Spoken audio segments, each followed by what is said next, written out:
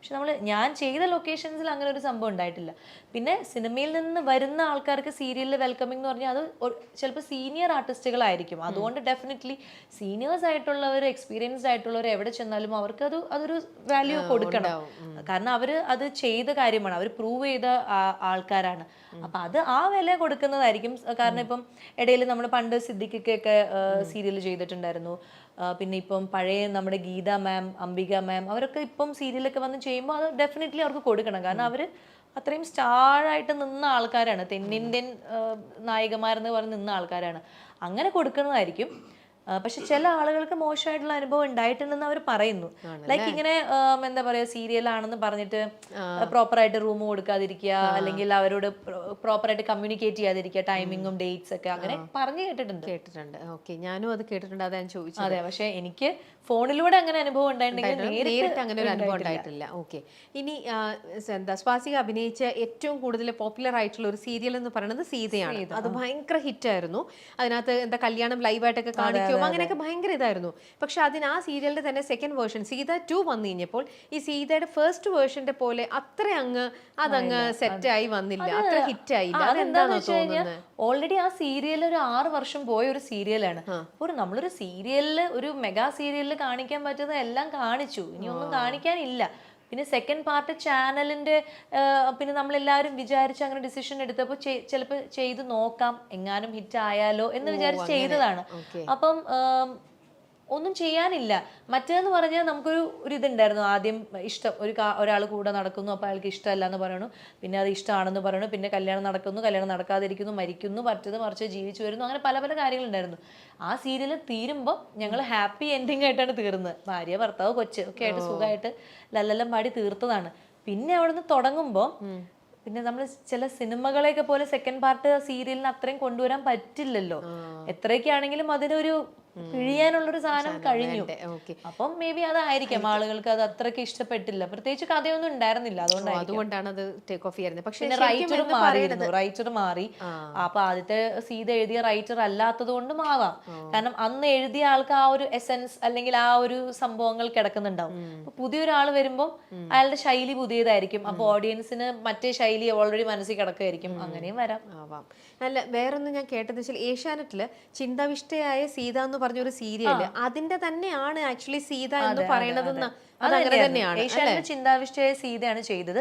പക്ഷെ അതെന്തോ ഒരു എഗ്രിമെന്റ് എന്തോ ഉണ്ടായിരുന്നു, 150 എപ്പിസോഡ് എന്തോ ഉള്ളൂ, അങ്ങനെ എന്തോ ഉണ്ടായിരുന്നു. പക്ഷെ 150 എപ്പിസോഡ് കഴിഞ്ഞപ്പോ നമ്മുടെ ഈ സീരിയൽ കുറച്ചുകൂടി മുന്നോട്ട് കൊണ്ടുപോകണമെന്ന് ഡയറക്ടർക്ക് ഒരു ആഗ്രഹം വന്നു. പക്ഷെ അപ്പം വേറൊരു ചാനലിനെ അപ്രോച്ച് ചെയ്തു. അപ്പൊ അവര് ചെയ്തപ്പോൾ അവർ ഓക്കെ പറഞ്ഞു. അങ്ങനെ നമ്മൾ എവിടെയാണോ തീർന്നത് അവിടുന്ന് പുതിയതായിട്ട് ഈ ഫ്ലവേഴ്സിൽ കൊണ്ടുവന്ന് ചെയ്തു. അവിടെ ചെന്നപ്പോഴാണ് പിന്നെ ഇത് ഭയങ്കര സക്സസ് ആയത്. ഓക്കെ, അപ്പൊ ഇനിയിപ്പോ വേറൊരു റൈറ്റർ തന്നെ വരികയാണ്, അല്ലെങ്കിൽ ഇതിനെ നമുക്ക് നല്ലൊരു ഇതിനെ ഡെവലപ്പ് ചെയ്യാനായിട്ടുള്ള സാധനം കിട്ടി, നമുക്ക് സീത 3 തുടങ്ങാം എന്നെങ്ങാനും പറഞ്ഞവർ വന്നു കഴിഞ്ഞാൽ സ്വാസിക വില്ലിങ് ആയിരിക്കും? വില്ലിങ് ആണോന്ന് വെച്ചാൽ എനിക്ക് ആ ഫുൾ ടീം ഉണ്ടെങ്കിലേ ഞാൻ അത് ചെയ്യുള്ളൂ. എനിക്ക് ഇന്ദ്രേട്ടൻ വേണം, എൻ്റെ അച്ഛൻ വേണം, അമ്മ വേണം, അനിയത്തി വേണം, എൻ്റെ അനിയൻ വേണം, എന്താ പറയാ, ആ ഫുൾ ടീം, ആ ഡയറക്ടർ വേണം, ആ റൈറ്റർ വേണം, ആ പ്രൊഡ്യൂസർ, അങ്ങനെ ആ ഫുൾ ടീം ഉണ്ടെങ്കിലാണ് ഇനി ആ സീരിയൽ 3rd or 4th ഒക്കെ വന്നാൽ വിജയിക്കുള്ളൂ. പുതിയൊരാള്, പുതിയ ക്യാരക്ടേഴ്സ് ആരെങ്കിലും അതിൽ എൻ്റർ ആയി കഴിഞ്ഞാൽ അത് നിൽക്കില്ല. കാരണം അത്രയും പഴയ സാധനങ്ങളെല്ലാം എടുത്തു, ഇനിയൊന്നും ഞാൻ പറഞ്ഞില്ല, ഇനിയൊന്നും എടുക്കാനില്ല. അപ്പൊ അതേ ആൾക്കാർ വന്നിട്ട് എന്തെങ്കിലും ചെയ്യുവാണെങ്കിൽ ചിലപ്പോ എന്നാലും ചാൻസ് ഇല്ല. ശരിക്കും ഇതിനകത്ത് നായകൻ എന്ന് പറയുന്നത് രാമനായിരുന്നില്ലേ? പിന്നെ അത് എന്തുകൊണ്ട് അത് ഇന്ദ്രനിലേക്ക് നായകൻ എന്നുള്ള ഒരു അല്ല അങ്ങനെ സ്വിച്ച് ചെയ്തത്? അത് സ്വിച്ച് ചെയ്തെന്ന് വെച്ചാൽ കഥയുടെ ഒരു ഇത് പോക്ക് പോലെ. അത് കുറച്ച് കഴിഞ്ഞപ്പോ ഇങ്ങനെ ഒരു നായകൻ വില്ലൻ വഴക്കായിട്ട് പോയിക്കൊണ്ടിരിക്കുകയായിരുന്നു. അപ്പൊ ആ ഒരു ട്രയാങ്കിൾ ലവ് സ്റ്റോറീനെ വേറൊരു ഭാവം കൊടുക്കാം എന്ന് റൈറ്റർക്ക് തോന്നിയപ്പോ ഈ വില്ലനെ നല്ലവനായിട്ട് തന്നെ ഇരുന്നു. പിന്നെ അങ്ങനെ ഒരു ലവ് സ്റ്റോറി ആയി, പിന്നെ അത് കല്യാണമായി, അത് പ്രശ്നമായി. പിന്നെ രണ്ട് ഭാര്യ ഭർത്താവും വേറെ വേറെ ജോഡികൾ, രണ്ടുപേർക്കും 2 സ്വഭാവമായിരിക്കും, രണ്ടുപേരുടെയും ലൈഫിന്റെ പെർസ്പെക്റ്റീവ് വേറെ ആയിരിക്കും. അപ്പൊ അങ്ങനെ കഥ പോയി. അപ്പം അങ്ങനെയൊക്കെ ഒരുവിധം എല്ലാം പോയി. അതെല്ലാം ആ റൈറ്ററിന് അപ്പൊ തോന്നിയതാണ്. ആൻഡ് ഒരു റൊമാൻറ്റിക് ട്രാക്ക് നമ്മുടെ മലയാളം സീരിയലിൽ ഉണ്ടായിരുന്നില്ല. നമ്മുടെ മലയാളം സീരിയലിൽ എപ്പോഴും എന്ന് പറഞ്ഞാൽ അങ്ങനെ തൊടുക അല്ലെങ്കിൽ ഉമ്മ വയ്ക്കുക അങ്ങനെയൊന്നും ഉണ്ടായിരുന്നില്ല. ഹസ്ബൻഡ് വൈഫാണ്, എത്ര സ്നേഹമാണെങ്കിലും ജസ്റ്റ് ഒന്ന് അത്രേ ഉള്ളൂ. അല്ലെങ്കിൽ ഇപ്പൊ ഫസ്റ്റ് നൈറ്റ് കാണിക്കുകയാണെങ്കിലും പാല് കൊടുക്കുന്നു, പാല് കുടിക്കുന്നു, ലൈറ്റ് ഓഫ്, അങ്ങനെയായിരുന്നു സീരിയലിൽ ഉണ്ടായിരുന്നത്. അതിനെയൊക്കെ ബ്രേക്ക് ചെയ്ത് ഒരു ഭയങ്കര ഒരു ഇന്റിമസി സീൻസ് ഒക്കെ കൊണ്ടുവന്നത് ഈ റൈറ്ററാണ്, അല്ലെങ്കിൽ ആ ഡയറക്ടർ അതിനുള്ളൊരു ധൈര്യം കാണിച്ചു, ആ ചാനലിൽ അത് ടെലികാസ്റ്റ് ചെയ്യാൻ ധൈര്യം കാണിച്ചു. അപ്പൊ നമുക്ക് ധൈര്യം വന്നത് എന്താ വെച്ച് കഴിഞ്ഞാൽ നമ്മൾ ഹിന്ദി സീരിയൽസ് ഒക്കെ ഫോളോ ചെയ്യുന്ന മലയാളി ഓഡിയൻസിന്റെ ഇത് എടുത്ത് നോക്കിയപ്പോൾ എല്ലാവർക്കും ഭയങ്കര ഇഷ്ടമാണ്. ഹിന്ദി സീരിയൽ ഫുൾ റൊമാൻസ് ആണ്, വേറെ കഥയൊന്നും ഇല്ല അതിനകത്ത് പ്രത്യേകിച്ച്. മിണ്ടിയ പാട്ട്, ഹിന്ദി സിനിമ പോലെയാണ് സീരിയൽ. അപ്പൊ നമ്മൾ വിചാരിച്ചു അത് ഇഷ്ടപ്പെടുന്ന ഓഡിയൻസ് അത്രത്തോളം കൂടുതൽ ഉണ്ടെങ്കിൽ നമുക്കും ട്രൈ ചെയ്ത് നോക്കാം എന്ന് വിചാരിച്ചാണ് അങ്ങനെ ഒരു റൊമാൻറ്റിക് ട്രാക്ക് പിടിച്ചത്. അത് പിടിച്ചതുകൊണ്ട് മാത്രമാണ് ഞങ്ങളുടെ സീരിയൽ ഇത്രയും യങ്സ്റ്റേഴ്സിന്റെ ഇടയിലൊക്കെ വൈറലായത്. ഈ റീൽസ് ഉണ്ടാക്കുക, അല്ലെങ്കിൽ ഈ ലോങ് ഡിസ്റ്റൻസ് റിലേഷൻഷിപ്പ്, അല്ലെങ്കിൽ ഹസ്ബൻഡ് വൈഫിന്റെ റിലേഷൻഷിപ്പ്, അതൊക്കെ ബിൽഡ് ചെയ്തത് ആ റൊമാൻസ് വന്നുകൊണ്ടാണ്.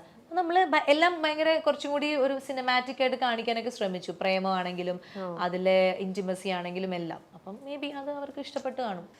ഓക്കെ, അപ്പം നമ്മുടെ സ്വാസികയെ ഞങ്ങൾ ഇപ്പോൾ സ്വാസികയുടെ ഏറ്റവും നല്ലൊരു വിശേഷം എന്ന് പറയുന്നത് ഇപ്പോൾ തിരക്ക് പിടിച്ച് വേറൊരു സിനിമ, ആ സിനിമയെക്കുറിച്ചും കൂടെ പറഞ്ഞിട്ട് നമുക്ക് നമ്മുടെ ഇന്റർവ്യൂ വൈൻഡപ്പ് ചെയ്യാം. ആ സിനിമയെ കുറിച്ച് പറയുകയാണെങ്കിൽ സിനിമയ്ക്ക് പേരിട്ടു, പേര് ഒരു അന്വേഷണത്തിന്റെ തുടക്കം എന്നാണ്.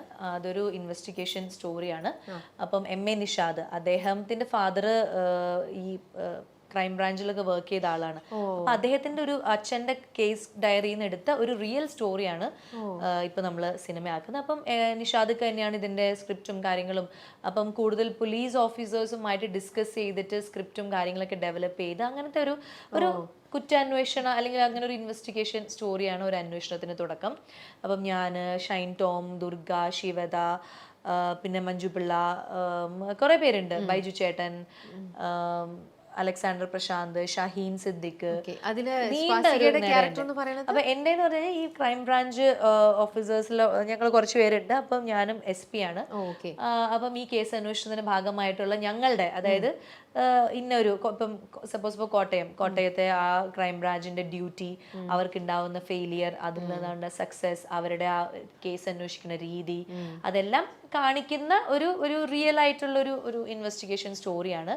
വലിയ താരനിരയുള്ള ഒരു, അല്ലെങ്കിൽ ഒത്തിരി ആർട്ടിസ്റ്റ് ഉള്ള ഒരു സിനിമയാണ്. ഷൂട്ടിങ്ങിന് തുടങ്ങിയിട്ടേ ഉള്ളൂ, ഒരു 10 ദിവസമൊക്കെ ആയിട്ടുള്ളൂ. ഇനിയുമുണ്ട് കുറേ ദിവസങ്ങൾ.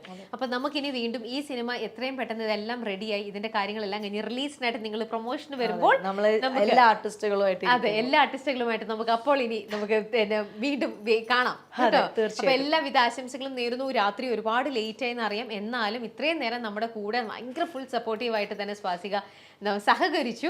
And all the best. Thank you so much. അപ്പോൾ കാണാം കേട്ടോ. പ്രേമിന് ഞങ്ങളുടെ ലവ്, ഞങ്ങളുടെ അന്വേഷണം പറയാം. പ്രേമിന് പ്രേമം കൊടുക്കുക, ഞങ്ങളുടെ വകയും കൂടെ. ഓക്കെ, ശരി, അപ്പൊ കാണാം.